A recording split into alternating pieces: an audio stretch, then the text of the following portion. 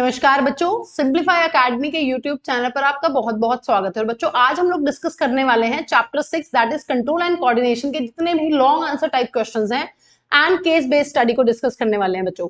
इससे लास्ट वाले लेक्चर में बच्चों हम लोगों ने 1 मार्क्स और 2 मार्क्स के सभी क्वेश्चन जो 3 इयर्स में आए हुए हैं उनको डिस्कस किया है।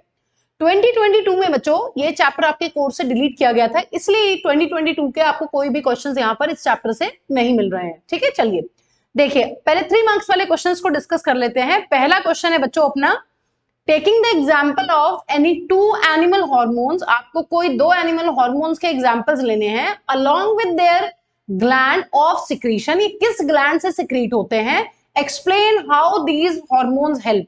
ठीक है, आपको 2 यहाँ पर बातें दी गई हैं। पहला दिया गया है ग्रोथ एंड डेवलपमेंट के लिए आपको एक हार्मोन रखना है, आपको उस हार्मोन का ये बताना है कि वो कौन सी ग्लैंड से सिक्रीट हुआ है और उसका फंक्शन बताना है आपको।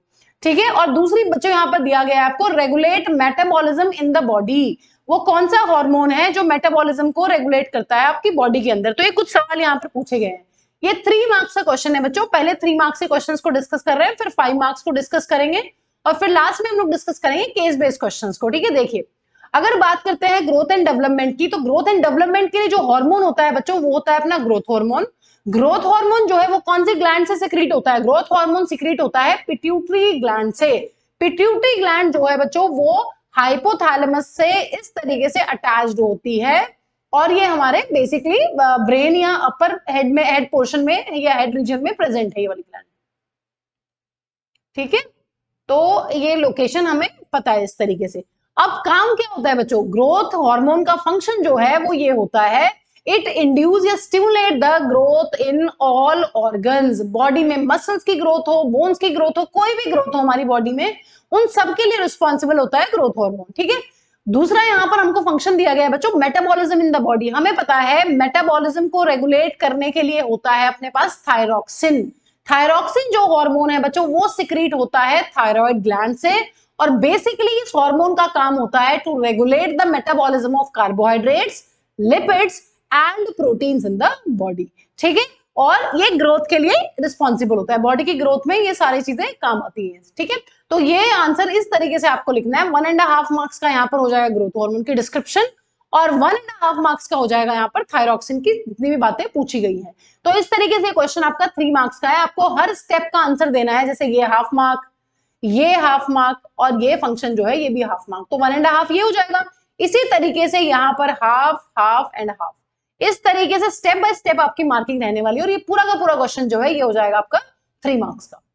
ठीक है, देखिए नेक्स्ट क्वेश्चन देखते हैं। नेक्स्ट क्वेश्चन है बच्चों, define a reflex arc. Why have reflex arcs evolved in animals? Trace the sequence of events which occur when you suddenly touch a hot object. पहली चीज यहाँ पर देखिए 3 पार्ट है इस क्वेश्चन के, तीनों 1 मार्क ईच है। आपसे पहली चीज पूछी गई है रिफ्लेक्स आर्क क्या होता है। We know reflex arc ma'am वो पाथ होता है जो पाथ स्टिमुलस फॉलो करता है during a reflex action. Reflex action जो है वो एक सडन इनवॉलेंटरी अनकॉन्शियस एक्शन होता है। ठीक है, देखिए the pathway in which impulses travel, impulses बोल सकते हैं बच्चों या फिर इंफॉर्मेशन बोल सकते हैं, travel during the reflex action. Reflex action के टाइम पे कोई इंपल्स किस तरीके से किस पाथ को फॉलो करती है, किस रास्ते को फॉलो करती है, उसको हम लोग बोलते हैं बच्चों अपना रिफ्लेक्स आर्क। ठीक है, तो दिस इज पाथ और pathway followed by the nerve impulse.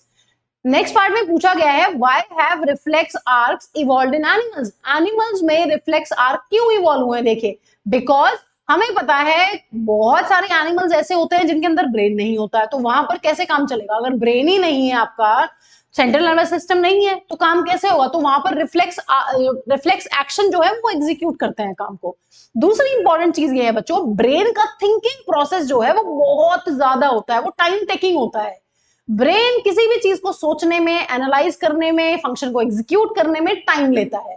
ठीक है, तो इसीलिए यहां पर सबसे इंपॉर्टेंट चीज ये है कि because the thinking part of the brain is not fast enough. अगर हम किसी भी फंक्शन को ब्रेन को दे देते हैं एग्जीक्यूट करने के लिए बच्चों, तो वो फंक्शन इतना ज्यादा फास्ट नहीं करने वाला है। इसी वजह से जो है यहाँ पर रिफ्लेक्स आर्क्स जो है वो मेंटेन्ड है। वो आपके भले ही एनिमल्स के पास बहुत ही वेल डेवलप्ड ब्रेन आ गया है, एडवांस्ड एनिमल जैसे कि ह्यूमन बींग्स, बट यहां पर भी रिफ्लेक्स एक्शंस की जरूरत है। क्योंकि ब्रेन का जो थिंकिंग होता है वो बहुत टाइम टेकिंग होता है, वो शॉर्टकट में कोई काम नहीं कर सकता, सोचेगा फिर काम करेगा फिर रिस्पॉन्ड करेगा, ठीक है। For quick response to avoid injury, injury को अवॉइड करने के लिए, हमें पता है गर्म चीज पे हाथ पड़ा हुआ है तो ये थोड़ी ना कि ब्रेन के पास मैसेज भेज देते हैं कि हटाना है कि नहीं हटाना है, हाथ पीछे, हाथ को पीछे पुल बैक करना है या नहीं करना है, तो तुरंत स्पाइनल कॉर्ड इस काम को एग्जीक्यूट करती है और इंजरी से हमें बचाती है। तो हमें पता है reflex actions are controlled by spinal cord, ठीक है बच्चों। और लास्ट में आपसे पूछा हुआ है कि जब आप किसी हॉट ऑब्जेक्ट को टच कर रहे हो तो आपका पाथ क्या रहने वाला है, आपका रिफ्लेक्स आर्क क्या रहने वाला है। देखिए सबसे इंपॉर्टेंट चीज है, हॉट प्लेट जो है, हॉटनेस वो एक स्टिमुलस है, वो हमारे स्किन के अंदर पड़े हुए रिसेप्टर्स को क्या करता है बच्चों, स्किन में पड़े हुए रिसेप्टर्स को हीट के लिए जो होते हैं उनको स्टिमुलेट करता है, उनको एक्टिवेट करता है। यहां से सेंसरी न्यूरॉन्स जो है वो मैसेज को लेकर जाती हैं स्पाइनल कॉर्ड के पास। और बच्चों हमें एक बात पता है कि स्पाइनल कॉर्ड के अंदर जो न्यूरॉन्स होते हैं उनको हम लोग बोलते हैं रिले न्यूरॉन या फिर इंटर न्यूरॉन, और ये न्यूरॉन फिर मैसेज लेकर जाते हैं मोटर न्यूरॉन्स के थ्रू। मोटर न्यूरॉन्स जो है बच्चों वो इफेक्टर पर जाकर काम करते हैं, जैसे कि इफेक्टर क्या होती है, जैसे कि मसल्स, जैसे कि ग्लैंड। यहां पर हॉट ऑब्जेक्ट के केस में आपका मसल जो है वो इफेक्टर रहने वाला है, और फाइनली जो इफेक्टर होते हैं बच्चों वो रिस्पॉन्स को शो करते हैं। तो यहां पर हॉटनेस जो है वो तो है स्टिमुलस, या हॉट ऑब्जेक्ट जो है वो स्टिमुलस है, बट बच्चों यहां पर रिस्पॉन्स जो हो जाएगा वो हो जाएगा पुलिंग बैक ऑफ हैंड्स, ठीक है। तो मसल्स ने क्या काम करवाया है, मसल्स ने पुल बैक करवाया है हैंड्स को, वो हो गया है फाइनल एक्शन। तो इस तरीके से आपको फ्लो चार्ट की फॉर्म में यहाँ पर पूरा का पूरा इस चीज को बता देना है कि रिफ्लेक्स आर्क क्या होता है। तो यहाँ पर भी ये 1 मार्क्स है, ये भी 1 मार्क्स का है बच्चों, ये भी आपका रहने वाला 1 मार्क्स का। तो ये पूरा का पूरा क्वेश्चन जो है हमारा वो 3 मार्क्स का है, ठीक है। इसके 2 पार्ट है बच्चों, first part and second part. तो मुझे लग रहा है यहाँ पर कुछ मार्क्स का डिस्ट्रीब्यूशन अलग तरीके से रहने वाला है, 1 मार्क्स का ये हो जाएगा आपका, ठीक है। और यहाँ पर में भी ये हाफ मार्क और ये भी आपका हाफ मार्क, ऐसा होगा शायद, ये हाफ और ये भी हाफ, और ये हो जाएगा आपका 1 मार्क, क्योंकि ट्रेस द सीक्वेंस पूछा हुआ है। तो यहाँ पर आपको पूरा का पूरा डिटेल अगर पूछी गई है तो ये 1 मार्क का रहने वाला है।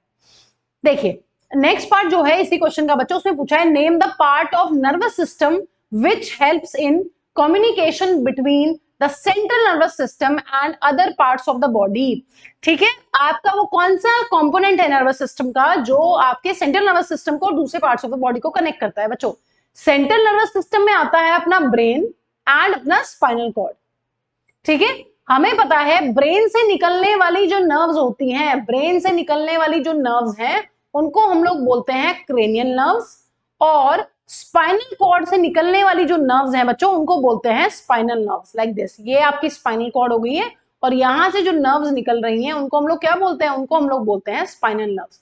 तो हमें पता है बच्चों सेंट्रल नर्वस सिस्टम और दूसरे पार्ट्स ऑफ बॉडी को कनेक्ट करने के लिए होता है पेरिफेरल नर्वस सिस्टम, जिसमें आते हैं अपने ये दोनों cranial nerves as well as spinal nerves, they constitute the peripheral nervous system, ठीक है। तो आपको यही पूछा गया इस क्वेश्चन में कि वो कौन सा पार्ट है नर्वस सिस्टम का, ब्रेन और स्पाइनल कॉर्ड ये आते हैं सेंट्रल नर्वस सिस्टम में, और पेरिफेरल नर्वस सिस्टम में आते हैं अपनी स्पाइनल नर्व्स और अपनी क्रेनियल नर्व्स। तो यहाँ पर कंपोनेंट्स पूछे गए हैं तो कंपोनेंट्स हो जाएंगे cranial nerves and spinal nerves. तो इस तरीके से हर एक क्वेश्चन को बड़े ध्यान से आपको यहाँ पर आंसर करना है, ठीक है। नेक्स्ट क्वेश्चन के भी बच्चों 2 पार्ट्स हैं। ये पहला पार्ट है, leaves of chhui mui plant begin to fold up droop in response to a stimulus, name the stimulus and write the cause for such a rapid movement, is there any growth involved in the movement.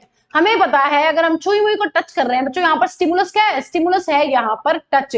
Right the cause, cause क्या है, हमें पता है कि ma'am जैसे ही ये touch का stimulus मिलता है leaves of chhui mui plant को, या फिर इसी प्लांट का एक दूसरा नाम है, साइंटिफिक नेम क्या है बच्चों, माइमोसा पुडिका, या इसको बोलते हैं टच मी नॉट प्लांट। तो यहाँ पर क्या हो जाने वाला है, यहाँ पर जैसे ही टच का स्टिमुलस मिलता है यहाँ पर वाटर पोटेंशियल जो है सेल्स का वो चेंज होता है। वाटर पोटेंशियल चेंज होने की वजह से बच्चों सेल्स जो है अपनी शेप को चेंज करती हैं, जिसकी वजह से सारे की सारे लीव्स जो है वो ड्रूप हो जाती है। तो आंसर क्या लिखना है, the shape of the leaves changes by changing the amount of water in them. Water की जो कॉन्सेंट्रेशन, जो टर्गर प्रेशर है पानी की वजह से वो चेंज होता है।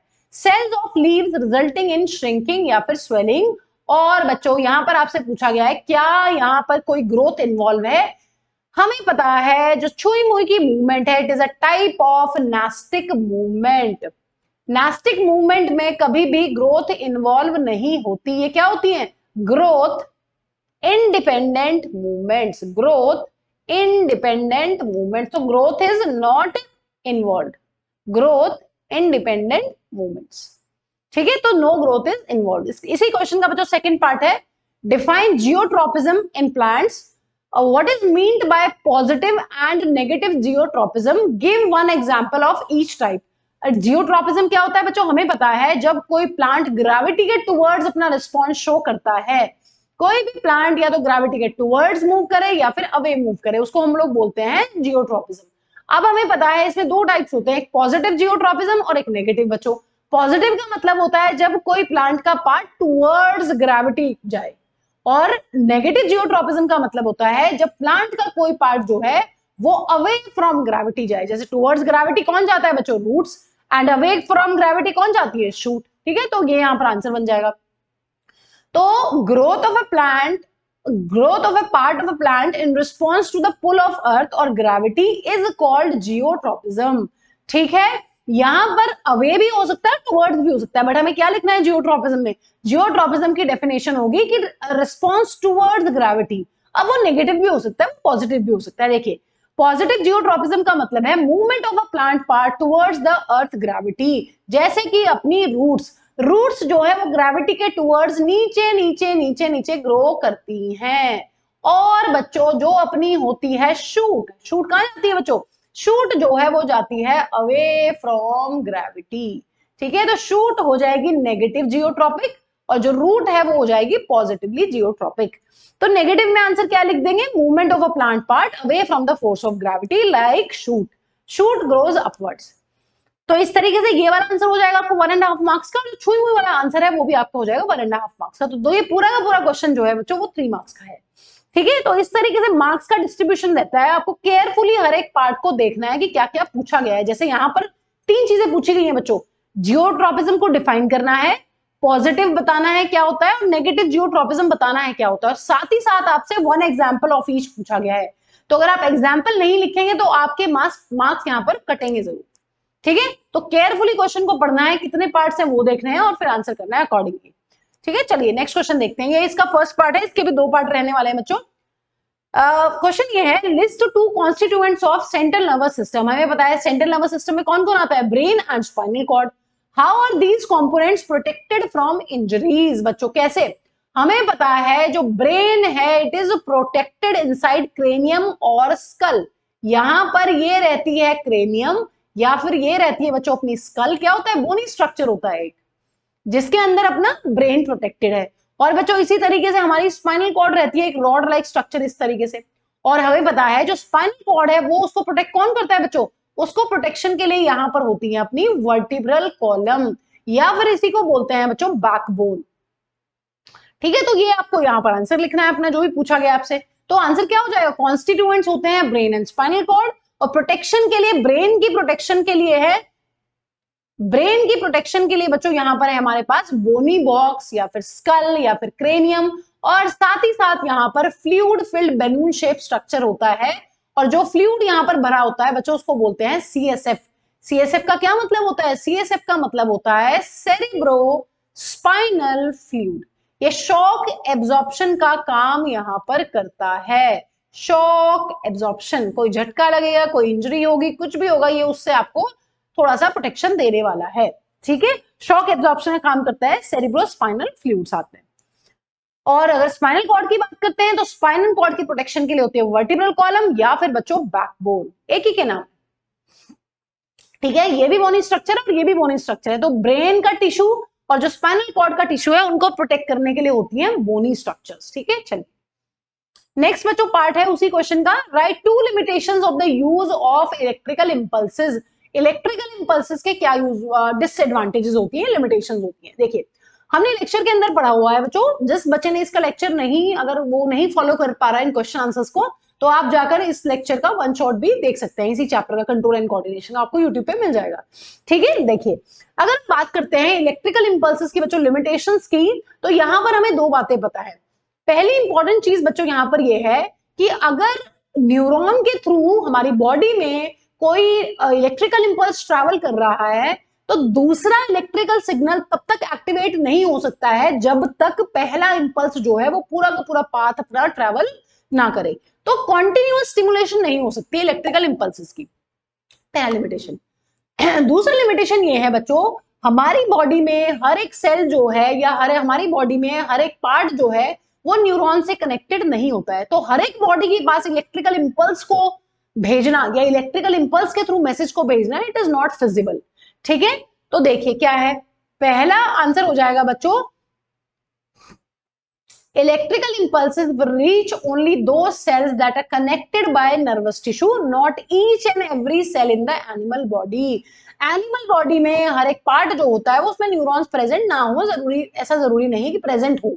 ठीक है, तो इसीलिए यहाँ पर ये दिक्कत आती है पहली चीज। इसीलिए बच्चों यहाँ पर ह्यूमन एनिमल्स की अगर बात करते हैं तो केमिकल कोऑर्डिनेशन भी मिलता है, क्योंकि केमिकल कोऑर्डिनेशन में हॉर्मोन्स रिलीज होते हैं और जो ये हॉर्मोन्स होते हैं ये अपनी फंक्शनिंग करती हैं वाया ब्लड। ठीक है, दे ट्रेवल वाया ब्लड।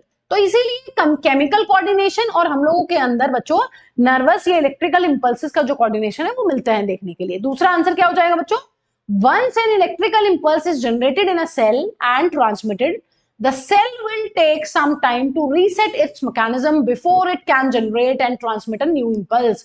पहले पूरा एक मैसेज जो है वो डेंड्राइट से लेके एक्सॉन से लेके आगे तक जाएगा, तब जाकर दूसरा स्टिमुलस जो है, दूसरा मैसेज जो है वो उसके अलोंग फिर दोबारा ट्रैवल करेगा।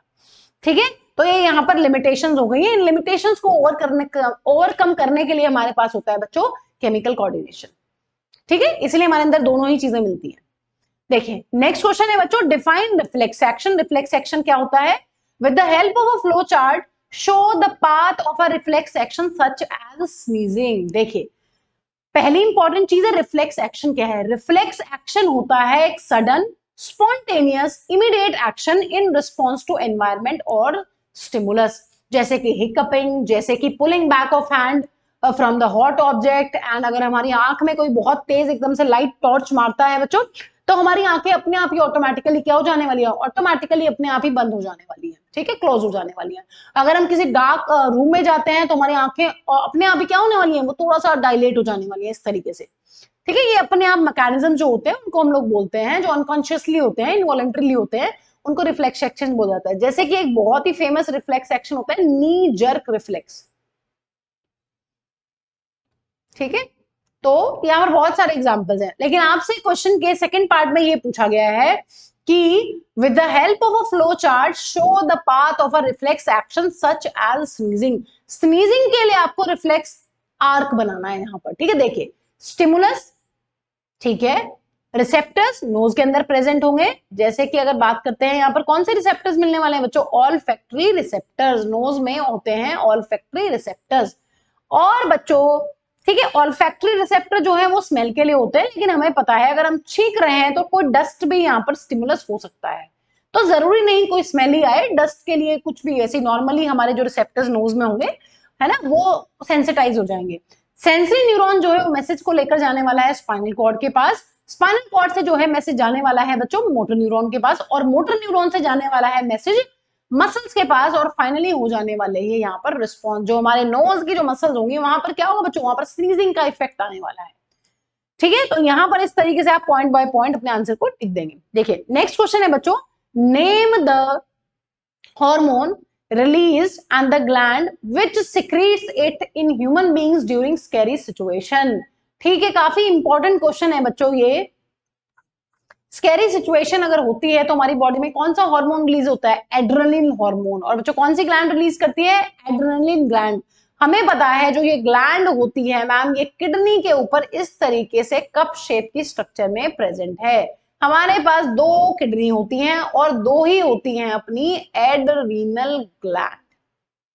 ठीक है, तो पहले पार्ट का आंसर ये हो जाएगा। फिर आपसे पूछा गया है how does the body respond to enable it to deal with this scary situation. अगर कोई खतरनाक भयानक या डरावनी सिचुएशन है तो हमारी बॉडी किस तरीके से डील करती है। हमें पता है बच्चों हमारी हार्ट बीट जो है वो फास्ट हो जाती है, ज्यादा से ज्यादा ऑक्सीजन की सप्लाई दी जाती है मसल्स को, ब्रीदिंग रेट जो है इंक्रीज हो जाता है, लंग्स जो है उनका रेट ऑफ इनहेलेशन बढ़ जाता है, डायफ्राम कॉन्ट्रैक्ट हो जाएगा, थोरैसिक कैविटी का एरिया जो है वो बढ़ जाएगा, रिब्स जो है वो भी रेज हो जाएंगी, बहुत सारे इफेक्ट्स आते हैं हमारी बॉडी में। लेकिन डाइजेस्टिव सिस्टम और स्किन को जो ब्लड की सप्लाई है बच्चों वो रिड्यूस कर दी जाती है, क्योंकि जब हमें स्कैरी सिचुएशन से बाहर निकलना है, जब हमें मान लीजिए दौड़ना है, डॉग इज चेजिंग अस है, डॉग इज चेजिंग अस वाली कंडीशन है, हमारे पीछे कुत्ता पड़ा हुआ है, तो क्या होगा बच्चों वहां पर हमारी मसल सेल्स को ज्यादा ऑक्सीजन की जरूरत है, इसीलिए बाकी सारी बॉडी पार्ट से ऑक्सीजन की सप्लाई को कट ऑफ कर दिया जाता है, कम कर दिया जाता है बेसिकली, और blood supply diverted to skeletal muscles. Skeletal जो मसल्स हैं, अपनी जो लिम्स की मसल है, उनको ज्यादा से ज्यादा सप्लाई दी जाती है ऑक्सीजन की। ठीक है, तो इस तरीके से ये फैक्ट्स आपके लिए काफी इंपॉर्टेंट है बच्चों, ये क्वेश्चन ये आपको प्रिपेयर करना ही है अपने बोर्ड एग्जाम्स के लिए। ठीक है, 3 मार्क्स में बहुत बार ये क्वेश्चन पूछा जाता है। चलिए, explain the directional movement due to the growth in response to touch in a pea plant. एक पी प्लांट के अंदर किस तरीके से टच के टूवर्ड जो है बच्चों वो रिस्पॉन्स होता है, हमें पता है। मान लीजिए ये है एक पी प्लांट, और पी प्लांट जो है ये है एक सपोर्ट, और इस सपोर्ट से जो है बच्चों इसको मिलने वाला है टच। देखिए, मान लीजिए ये कोई बच्चों इस तरीके से मटर की बेल जो है, टेंड्रिल जो है वो ग्रो कर रही है, हमें पता है इस तरीके से सपोर्ट मिलते ही बच्चों जो टेंड्रिल है वो इस तरीके से ग्रो कर जाने वाली है, इस तरीके से टच लेकर, और क्या करेगा बच्चों, ठीक है, और यहां पर ये क्या करने वाला है, यहां पर ये इस तरीके से ऊपर चढ़ने वाला है। बेसिकली बच्चों हमें ये चीज पता है कि मैम जो टेंड्रिल का जो हिस्सा होता है जो इन कांटेक्ट विद सपोर्ट होता है ना, ये मान लीजिए आपका सपोर्ट है कोई, और ये आपकी टेंड्रिल है जो यहाँ पर ग्रो कर रही है, तो जो सेल्स कांटेक्ट में होती हैं बच्चों, सपोर्ट के टच में होती हैं सपोर्ट के, वो सेल्स थोड़ा कम ग्रो करती है, लेकिन जो सेल्स दूर वाली तरफ होती हैं वो सेल्स ऑक्सीजन के ज्यादा एक्यूमुलेशन की वजह से बच्चों ज्यादा लंबी होती हैं, क्योंकि इनमें ऑक्सीजन बहुत ज्यादा बनता है। ऑक्सीजन का फंक्शन होता है सेल एनलार्जमेंट, इसी वजह से जब ये सेल ज्यादा ग्रो करेंगी in comparison to the cells which are in contact with the touch, ये सेल्स क्या है, ये सेल्स बहुत छोटी छोटी होती है, ज्यादा ग्रो नहीं कर पाती, इनमें ज्यादा ऑक्सीजन ही नहीं होता, ऑक्सीजन ज्यादा इस साइड वाली सेल में होता है। तो मान लीजिए ये कोई सपोर्ट है बच्चों, है ना, तो ये क्या करती है, ये इस तरीके से वापस से घूम जाती है, क्योंकि हमें पता है ये वाली जो सेल्स हैं इधर वाली ये ज्यादा ग्रो कर रही है, तो ये इस तरीके से बार बार ज्यादा ग्रो करने की वजह से इसका चक्कर लगाते रहती है। ठीक है, so pea plant develops tendril which help it to climb up other plants और फेंसेस और some other support. When they come in contact with any support, the part of the tendril in contact with the support does not grow as rapidly as the part of the tendril away from the support. जो away from the support वाला है, मान लीजिए support है और ये इस तरीके से tendril है, तो tendril के ये वाली सेल ज्यादा ग्रो नहीं करेंगी, ये वाली सेल ज्यादा ग्रो करेंगी, क्योंकि ये away from contact है। ठीक है, this causes the tendril to circle around the support and thus cling to it. tightly क्या हो जाती है, अटैच होती चली जाती है इस तरीके से। ठीक है, चलिए next question, define geotropism and explain the term positive and negative geotropism. And बच्चों एक एग्जांपल देना है, यही सेम क्वेश्चन है बच्चों, हमने इसको डिस्कस कर लिया है, सो आगे चलते हैं। ठीक है, जियोट्रोपिज्म का क्या मतलब है, जियोट्रोपिज्म का मतलब होता है जब कोई चीज रिस्पॉन्स शो कर रही है टुवर्ड्स द अर्थ, कोई प्लांट का पार्ट टुवर्ड्स अर्थ ग्रो कर रहा है तो उसको पॉजिटिव बोल देते हैं, और अवे फ्रॉम अर्थ ग्रो कर रहा है तो उसको नेगेटिव बोल देते हैं, हमने डिस्कस कर लिया। ठीक है, नेक्स्ट क्वेश्चन देखते हैं बच्चों, name the plant hormone that helps in the bending of the plant stem towards light। ठीक है, कौन सा हार्मोन है जो टुवर्ड्स लाइट ग्रो करने में हेल्प करता है प्लांट्स को बच्चों, auxin. Explain its function, function बताइए, और नाम बताइए कि ये फिनोमिना क्या कहलाता है। हमें पता है बच्चों, अगर हम लाइट की बात करते हैं, प्लांट्स जो है अगर टुवर्ड्स लाइट ग्रो कर रहे हैं, कौन सा पार्ट है बच्चों, शूट। जो शूट होती है, अपनी जो स्टेम होती है, वो टुवर्ड्स लाइट ग्रो करती है, और इसको क्या बोलेंगे, इसको हम लोग बोलेंगे या तो टुवर्ड्स लाइट ग्रो करे या अवे फ्रॉम लाइट ग्रो करे, इस रिस्पॉन्स को बोलते हैं बच्चों, ये इस फिनोमेना का नाम है फोटोट्रोपिज्म। अब बच्चों आपसे यहां पर ये पूछा गया है कि फंक्शन को एक्सप्लेन करना है पूरा। देखिए, when growing shoot is exposed to unidirectional light, it results in oxygen shifting towards the shaded side. More oxygen causes more growth of shoot in the shaded side, resulting in the bending of the stem towards the source of light। यहां पर भी बच्चों वही concept है, मान लीजिए यहां पर एक प्लांट है, उस प्लांट को एक डायरेक्शन से ही सनलाइट दी जा रही है, और ये यहां पर इस तरीके से आपका पौधा रखा हुआ है पॉट के अंदर, तो यहां पर क्या होने वाला है बच्चों, मान लीजिए सिर्फ इसी डायरेक्शन से लाइट आ रही है इस तरीके से, तो यहां पर जो स्टेम है बच्चों वो ग्रो कर जाने वाली है इसके टूवर्ड्स। क्यों? वही सेम कॉन्सेप्ट है, जो शेडेड साइड होती है, जिस साइड लाइट नहीं पड़ रही है बच्चों, उस साइड पर ऑक्सीजन ज्यादा एक्यूमुलेट होता है, क्योंकि ऑक्सीजन इज लाइट सेंसिटिव, और उस साइड वाली जो सेल्स है वो ज्यादा ग्रो होने की वजह से बार बार क्या करती हैं, वो बार बार टुवर्ड्स लाइट मूव करती चली जाती है इस तरीके से। ठीक है, तो यहां पर ये बन जाएगा आंसर। नेक्स्ट क्वेश्चन है बच्चों, name the gland and the hormone secreted by it in a scary situation in human beings, list any two responses shown by our body when this hormone secreted in the blood. बच्चों बहुत important question है, बार बार बहुत सारे sets में question repeat होता है। देखिए hormone का नाम क्या है, एड्रेनलिन हार्मोन, और ग्लैंड का क्या नाम है, ग्लैंड का नाम है एड्रेनल ग्लैंड। दो रिस्पॉन्स क्या रहने वाले हैं, रिस्पॉन्स रहने वाले हैं रेट ऑफ इनहेलेशन बढ़ जाएगा, रेट ऑफ रेस्पिरेशन बढ़ जाएगा, और जो हार्ट है वो ज्यादा से ज्यादा ऑक्सीडेंटेड ब्लड को पंप करने वाला है towards the muscle. Digestive system और स्किन में जो ब्लड की सप्लाई है उसको रिड्यूस कर दिया जाएगा बच्चों, और इस तरीके से अपना आंसर आप यहां पर लिख सकते हैं। देखिए आपको एक डायग्राम दिया गया है और इसमें आपको ये बताना है, पार्ट्स का नाम बताना है ए, बी एंड सी। ए बच्चों हमें पता है क्या है, ए है अपना सेंसरी न्यूरॉन। देखिए यहां से जो मैसेज को लेकर जा रहा है टुवर्ड्स स्पाइनल कॉर्ड, वो क्या होगा बच्चों, वो होगा सेंसरी न्यूरॉन। अब आपसे बी के बारे में पूछा हुआ है, बी क्या है बच्चों, बी हमें पता है मैम, बी जो है वो स्पाइनल कॉर्ड के अंदर पड़े हुए न्यूरॉन्स को लेबल किया गया है, तो बी अपना हो जाएगा इंटर न्यूरॉन या फिर रिले न्यूरॉन। और बच्चों स्पाइनल कॉर्ड से मैसेज लेकर जो न्यूरॉन्स आते हैं उनको नहीं, उनके आगे जो यहाँ पर मसल दी गई है, मसल को यहाँ पर लिखा गया है सी, तो यहाँ पर सी क्या हो जाएगा, सी हो जाएगा या तो मसल या फिर हो जाएगा इफेक्टर सेल। ठीक है, यहाँ पर साफ साफ दिखा रखा है कि यहाँ पर यह है अपनी कोई मसल, कौन सी मसल है यहाँ पर, स्केलेटल मसल, अपनी हैंड्स की मसल्स है, इनको हम अपनी इच्छा से भी चला सकते हैं। तो यहां पर ए का आंसर बन जाएगा सेंसरी न्यूरॉन, बी के लिए आंसर हो जाएगा रिले न्यूरॉन या फिर इंटर न्यूरॉन, जो प्रेजेंट होते हैं बच्चों अपनी स्पाइनल कॉर्ड के अंदर, और सी बच्चों यहां पर हो जाएगा मसल या फिर इफेक्टर ऑर्गन। ठीक है, नेक्स्ट पार्ट में आपसे पूछा गया है write the functions of A and C. A का फंक्शन होता है कि मैसेज को, नर्व इंपल्स को लेके जाना टुवर्ड्स स्पाइनल कॉर्ड, और सी का फंक्शन होता है बच्चों फाइनली रिस्पॉन्स को शो करना, जैसे कि carries the nerve impulse from receptor to spinal cord और रिस्पॉन्स टू स्टिमुलस। स्टिमुलस के लिए जो फाइनल रिस्पॉन्स आ रहा है बच्चों वो कौन एग्जीक्यूट कर रहा है, वो एग्जीक्यूट कर रहा है अपना मसल्स। ठीक है, लास्ट पार्ट में पूछा गया है बच्चों आपसे reflex arc have evolved in animals, why. Animals में रिफ्लेक्स आर्क जो है वो क्यों इवॉल्व हुई है, वही सेम आंसर बच्चों, थिंकिंग प्रोसेस जो है वो ब्रेन का बहुत ज्यादा फास्ट नहीं है, और यहां पर ऐसी किसी चीज को करने के लिए जो कि बहुत फास्ट एक्शन जिसमें चाहिए उसमें इन्वॉल्व है अपनी स्पाइनल कॉर्ड। ठीक है, तो रिफ्लेक्स एक्शंस को बहुत अच्छे से आता है कि किस तरीके से किसी इमरजेंसी सिचुएशन में हमें किसी काम को करना है। ठीक है, देखिए नेक्स्ट क्वेश्चन है बच्चों, some plants like pea plants have tendrils which help them to climb up other plants. Explain how is it done. Name the plant hormone responsible for this movement. देखिए वही सेम बच्चों, oxygen वाला concept है यहाँ पर भी। Tendrils are sensitive to touch when they come in contact with any support.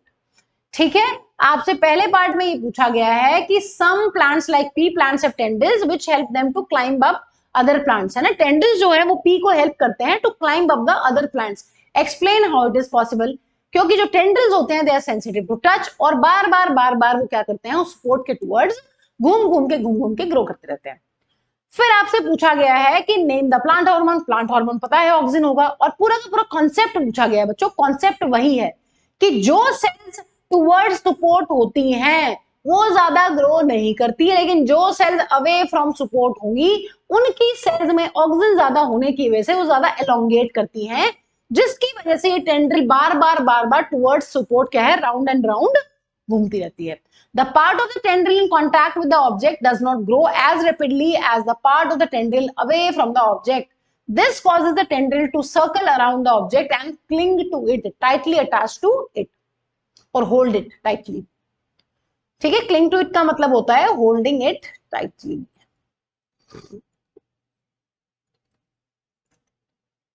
ठीक है बच्चों, काफी इंपॉर्टेंट क्वेश्चन है, आपको ये कर लेना है बोर्ड्स के लिए। देखिए Name the phenomena occurring in plants which are under the control of gravity, water and chemicals with one example each that shows the movement involved. Okay बच्चों, देखिए अगर ग्रेविटी की बात करते हैं तो ग्रेविटी के टूवर्ड जो रिस्पॉन्स होता है उसको बोलते हैं जियोट्रॉपिज्म, फिर वाटर के लिए पूछा गया है हाइड्रोट्रॉपिज्म, फिर केमिकल्स के लिए पूछा गया है कीमोट्रॉपिज्म। तो ये हो जाएगा रिस्पॉन्स का नाम। अब एक एक एग्जाम्पल आपको यहां पर देना है, आपको ये बताना है कि कौन सी मूवमेंट इन्वॉल्व है। देखिए अगर जियोट्रॉपिज्म की बात करते हैं बच्चों यहां पर, तो downward growth of roots in response to gravity. ठीक है, रूट यहां पर एग्जाम्पल हो गया है। अगर हाइड्रोट्रॉपिज्म की बात करते हैं तो movement of roots towards water, है ना। और अगर कीमोट्रॉपिज्म की बात करते हैं बच्चों, growth of pollen tube towards the ovule in response to chemicals. इसको हम लोग लेक्चर में भी डिस्कस कर चुके हैं कि इस तरीके से जो हमारी ओवरी होती है एक फ्रूट के अंदर, उसके अंदर जो ओव्यूल होता है यहां पर कुछ केमिकल्स रिलीज होते हैं और जो पोलन ग्रेन होता है बच्चों वो इस तरीके से टुवर्ड्स दीज केमिकल ग्रो करता है और यहां पर बनाता है पोलन ट्यूब। इसको हम सेक्सुअल रिप्रोडक्शन वाले चैप्टर में करने वाले हैं। ठीक है बच्चों, तो यहां पर ये बातें आपको इस तरीके से लिख देनी है। अब डिस्कस कर लेते हैं बच्चों 5 मार्क्स वाले क्वेश्चन। देखिए distinguish between hormonal coordination in plants and animals. अगर हम प्लांट्स में हार्मोनल कोऑर्डिनेशन की बात करते हैं और एनिमल्स की बात करते हैं हार्मोनल कोऑर्डिनेशन के, तो यहाँ पर क्या क्या डिफरेंसेस है। देखिए जो हमारे हार्मोनल कोऑर्डिनेशन होता है बच्चों एनिमल्स के अंदर, ये हमेशा ब्लड के थ्रू होता है। जो हार्मोन्स हैं they are always release into the blood, और ब्लड के थ्रू ही हार्मोन्स जो है वो ट्रैवल करते हैं टू डिफरेंट प्लेसेस और डिस्टेंट प्लेसेस। लेकिन प्लांट्स की बात करते हैं बच्चों, प्लांट्स के पास कोई ब्लड नहीं है, वहां पर एक मैकेनिज्म होता है सिंपल डिफ्यूजन। सिंपल डिफ्यूजन जहां पर हार्मोन की कॉन्सेंट्रेशन जो है वो ज्यादा होने वाली है, वहां से वो कम की तरफ अपने आप डिफ्यूज आउट होने वाला है। और बच्चों अगर हम बात करते हैं एनिमल्स की, एनिमल्स में हमें पता है बहुत ही स्पेशल टाइप की ग्लैंड्स होती हैं जिनको हम लोग बोलते हैं एंडोक्राइन ग्लैंड्स, जो होती हैं अपनी डक्टलेस ग्लैंड्स। ठीक है, तो डक्टलेस ग्लैंड्स के थ्रू ही जो है डक्टलेस ग्लैंड जो है वो हार्मोन्स को रिलीज करेंगे इनटू द ब्लड और फिर ब्लड के थ्रू ही हार्मोन्स ट्रैवल करते हैं। लेकिन बच्चों अगर प्लांट्स की बात करते हैं तो प्लांट्स में ऐसी कोई भी ग्लैंड्स नहीं होती हैं। अलग अलग ऑर्गन्स में अलग अलग हार्मोन्स बच्चों रिलीज होते हैं और अलग अलग रिस्पॉन्सेज वो शो करते हैं। ठीक है, और यहाँ पर जो हार्मोन्स प्लांट्स में रिलीज होते हैं उनको हम लोग बोल सकते हैं फाइटो हार्मोन्स या फिर प्लांट हार्मोन्स। ठीक है, देखिए इसी क्वेश्चन का नेक्स्ट पार्ट है बच्चों, which part of the brain is responsible for your intelligence, riding a bicycle, vomiting, controlling hunger. ठीक है, ये सेकंड पार्ट है। ये पूरा का पूरा क्वेश्चन जो है 5 मार्क्स का है। इसके 3 पार्ट है बच्चों, फर्स्ट पार्ट हमने कर लिया है, सेकंड पार्ट का आंसर देखते हैं। देखिए इंटेलिजेंस के लिए कौन रिस्पॉन्सिबल है बच्चों, सेरिब्रम।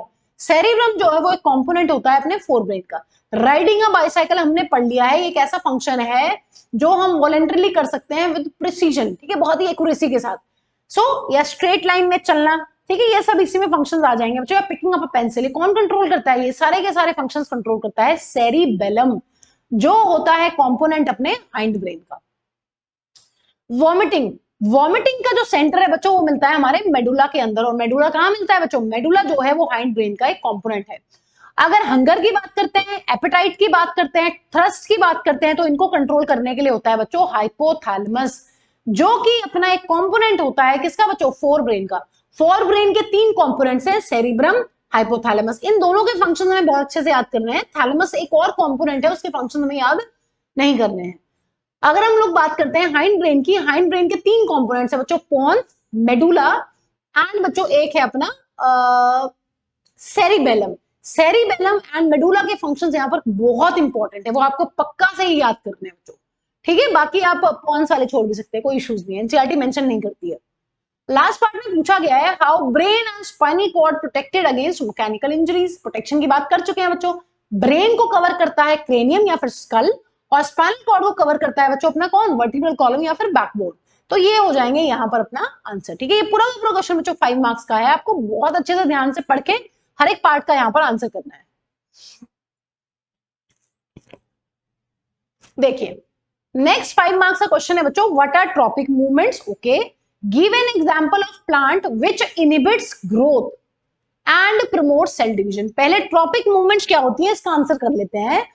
ट्रॉपिक मूवमेंट का मतलब होता है बच्चों वो मूवमेंट जिनमें प्लांट ग्रोथ करने के साथ साथ मूव भी करता है। देखिए plant growth movements in response to stimulus in a particular direction or directional movements due to light or gravity। ठीक है, और कुछ भी यहाँ पर हो सकता है, यहाँ पर वाटर की कॉन्सेंट्रेशन भी हो सकती है, यहाँ पर केमिकल भी हो सकता है, और यहाँ पर और भी बहुत सारी चीजें हो सकती है, टच भी यहाँ पर हो सकता है स्टिमुलस। तो जब कोई प्लांट का पार्ट जो है वो ग्रो करने के साथ साथ मूव भी करे या मूव करने के साथ साथ ग्रो करे बिकॉज ऑफ दीज स्टिमुलस, ठीक है, और एक डायरेक्शन में मूव करे, पर्टिकुलर डायरेक्शन में, तो उसको हम लोग बोलते हैं बच्चों ट्रॉपिक मूवमेंट। अब यहाँ पर आपसे एग्जांपल्स पूछे गए हैं प्लांट हार्मोन के। ऐसा कौन सा प्लांट हार्मोन है जो ग्रोथ को इनहिबिट करता है बच्चों? Abscisic acid. आपके कोर्स में सिर्फ एक ही ऐसा हार्मोन है जो ग्रोथ इनहिबिटिंग है, that is abscisic acid. Cell division को प्रमोट कौन करता है बच्चों? साइटोकाइनिन, क्योंकि साइटोकाइनिन का नाम ही होता है साइटो मतलब सेल, काइनेसिस मतलब डिवीजन। एक ऐसा हार्मोन है बच्चों साइटोकाइनिन जो करता है क्या? जो करता है अपना सेल डिवीजन। ये बात हमें ध्यान रखनी है, ठीक है। इसी क्वेश्चन के सेकंड पार्ट में हमसे पूछा गया बच्चों, explain directional movement of a tendril in pea plant in response to touch. Okay, name the hormone responsible for this movement. देखिए बच्चों, ये क्वेश्चन कितनी बार आता है। ये क्वेश्चन 2 मार्क्स में भी आता है, ये क्वेश्चन 3 मार्क्स में भी आता है, और यही सेम क्वेश्चन आपको 5 मार्क्स के सब पार्ट में भी आया हुआ है। वही आंसर आपको यहां भी लिखना है। हार्मोन का जो नाम है वो हो जाएगा अपना ऑक्सिन, और बच्चों यहां पर मैकेनिज्म वही हो जाने वाला है same. When the tendril come in contact with any support, auxins moves away from the point of contact of the support. More growth occurs on the side away from the support. As a result, unequal growth occurs on its two sides. Thus, tendril coil or encircle around the support. Same बच्चों same. Auxin जो है वो एक touch sensitive hormone है, तो वो उस side ज्यादा एक्यूमुलेट नहीं होगा जिधर टच है, सपोर्ट से लगा हुआ है, नहीं, दूसरी तरफ होगा। ये बात इस लेक्चर के बाद आपको बहुत ही क्लियर हो जानी चाहिए कि this question is very important for boards.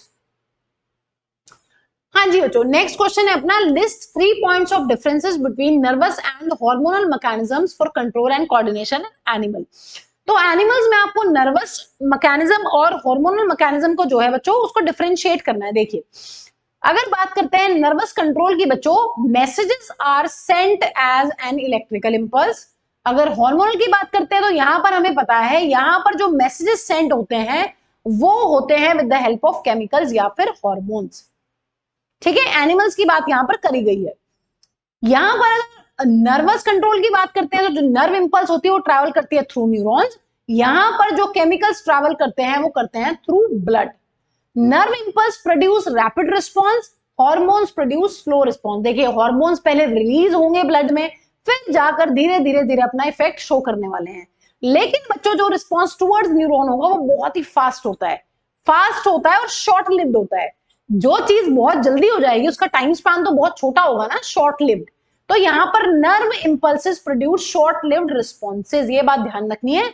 लेकिन हॉर्मोन्स का जो रिस्पॉन्स होता है वो लॉन्ग लास्टिंग होता है। देखिए, रिलीज तो बहुत पहले रिलीज होंगे, फिर ब्लड में आएंगे, और ब्लड में जाने के बाद वो अपना एक्शन साइट ऑफ एक्शन पर जाएंगे, ठीक है, साइट ऑफ एक्शन पर जाएंगे, काम करेंगे। अब काम तो स्लो होगा लेकिन बहुत लंबे टाइम के लिए इनका काम चलने वाला है, ठीक है। तो यहां पर कुछ डिफरेंसेस जो आपको ध्यान रखने हैं। नेक्स्ट क्वेश्चन है बच्चों, how are auxins related with the bending of plant shoot towards unidirectional light? Explain. देखिए, when growing shoot is exposed to unidirectional light, it results in auxin shifting towards the shaded side.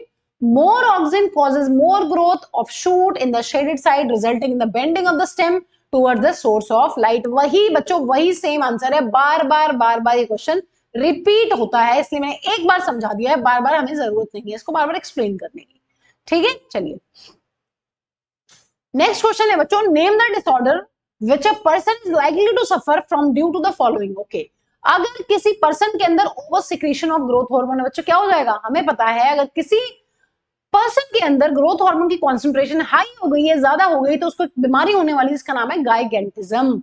और यहां पर आपसे पूछा गया है कि also name the gland that secrete each of the hormone.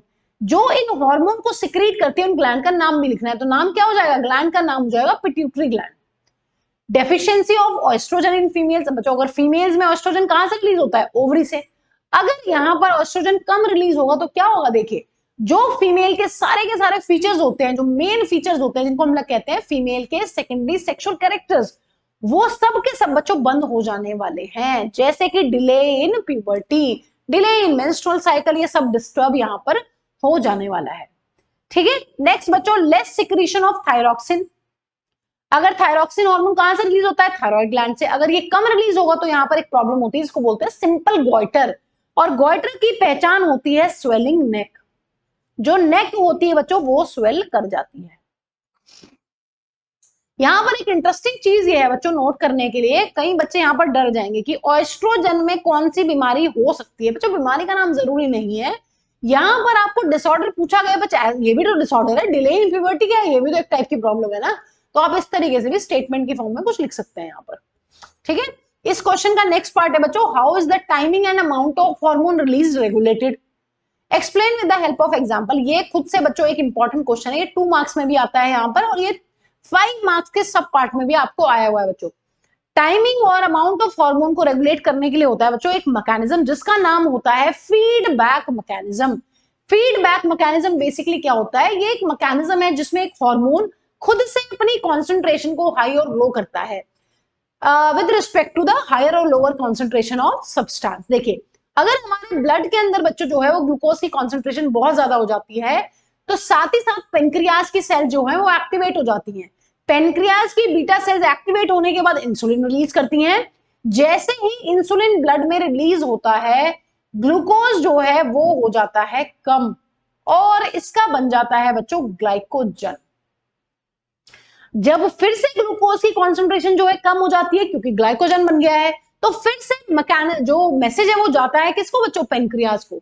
वहां पर एक्टिवेट होती है अल्फा सेल्स, और वो रिलीज करती हैं बच्चों यहां पर एक दूसरा हार्मोन जिसका नाम है glucagon.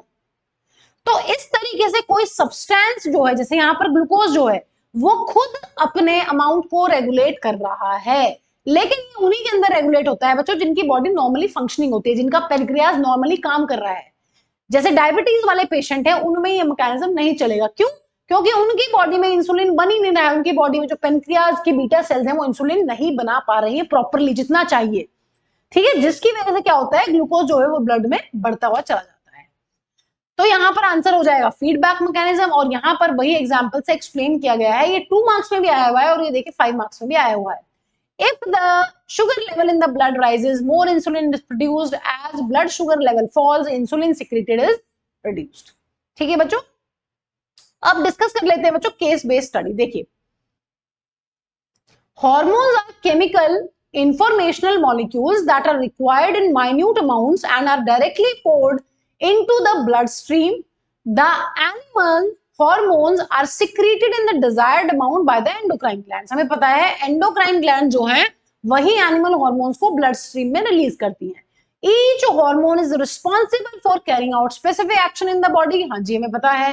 The deficiency or excess of hormones has a harmful effects in our body.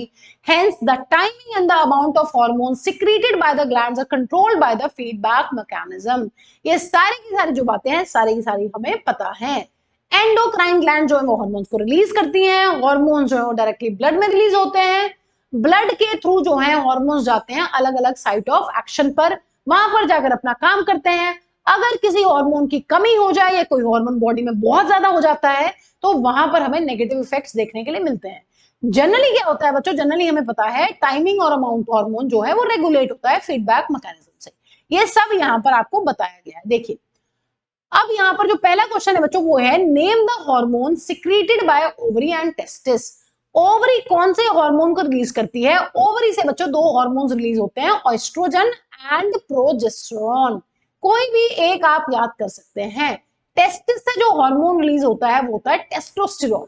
ठीक है, सेकंड क्वेश्चन आपसे पूछा गया है write the function of Adrian. Adrian का फंक्शन कर चुके हैं। एड्रिन जो है वो इमरजेंसी या स्कैरी सिचुएशन वाला हार्मोन है, एंट्री स्ट्रेस हार्मोन है, फाइट एंड फ्राइट हार्मोन है।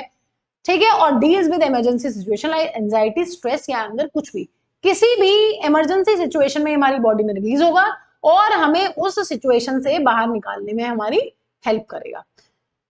अब बच्चों यहां पर जो केस स्टडी होती है उसमें फर्स्ट और जो सेकंड क्वेश्चन होते हैं वो दोनों 1 मार्क ईच होते हैं, और ये दोनों ही कंपल्सरी होते हैं। These are mandatory to attempt, ये आपको करने ही करने हैं। लेकिन जो थर्ड सी पार्ट होता है बच्चों वो 2 मार्क्स का होता है, इसमें आपके पास ऑप्शन होता है, आप कोई एक पार्ट यहां पर अटेम्प्ट कर सकते हैं, ठीक है। और बच्चों केस स्टडी जो है वो पूरी की पूरी 4 मार्क्स की आपकी रहती है, ठीक, केस बेस्ड क्वेश्चन जो रहते हैं। देखिए आपके पास 2 ऑप्शंस हैं, एक तो आपसे ये पूछा गया what is the meaning of feedback mechanism, आप ये बता सकते हैं, या फिर आप ये वाला क्वेश्चन अटेम्प्ट कर सकते हैं, right the name and function of a hormone secreted by pituitary gland and thyroid gland. Important question है बच्चों। पिट्यूटरी ग्लैंड से रिलीज होता है growth hormone which is responsible for growth and development of the body, and thyroxine hormone जो है बच्चों वो release होता है थायराइड ग्लैंड से, जिसका इंपॉर्टेंट रोल होता है to regulate the metabolism of carbohydrates, fats and proteins in the body, ठीक है। फीडबैक मैकेनिज्म को बच्चों हम डिस्कस कर चुके हैं, ये एक ऐसा मैकेनिज्म है, एक ऐसा फिनोमेना है जिसमें एक हार्मोन अपने लेवल को खुद ही रेगुलेट करता है, ठीक है। और वहीं पर सेम आप ग्लूकोज का आंसर देकर इसको डील कर सकते हैं, आंसर लिख सकते हैं अपना। ग्लूकोज का लेवल अगर हाई हो जाएगा तो इंसुलिन रिलीज होगा, ग्लूकोज का लेवल अगर कम हो जाएगा तो इंसुलिन भी रिलीज होना बंद हो जाएगा, ठीक है। विद दिस बच्चों we have finished all the PYQs of this chapter. अब बच्चों मिलते हैं अपने अगले चैप्टर में जिसमें हम लोग डिस्कस करने वाले हैं one shot of human eye and the colourful world, ठीक है बच्चों। चलिए see you in the next lecture.